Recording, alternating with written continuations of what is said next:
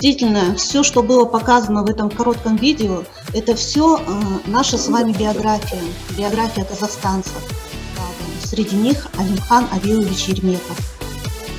Это имя, которое пришло к нам с обретением независимости. До обретения суверенитета и становления независимого Казахстана имя Ермекова Алимхана Абиловича не было никому известно. Не было известно общественности. Его знали лишь в узком кругу ученых-математиков.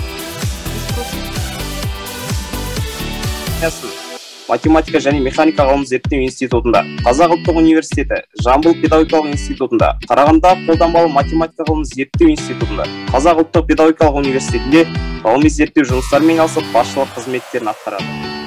Алимхан Абилұлы Ермеков 1891-1970 жылдары өмір сүрген. Алимхан Ермеков 1891 жылы осы күнгі Қарағанды облысы Ақтоғай ауданы Бөрікті деген жерде дүниеге келді.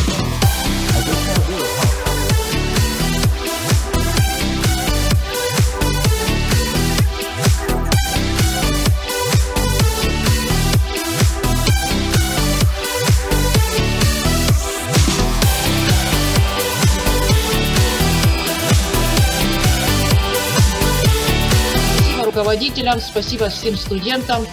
Вручение будет в конце недели, где мы будем подводить итоги. Ну, позже сейчас Маржан Амановна сама скажет. Спасибо огромное, ребята. Молодцы.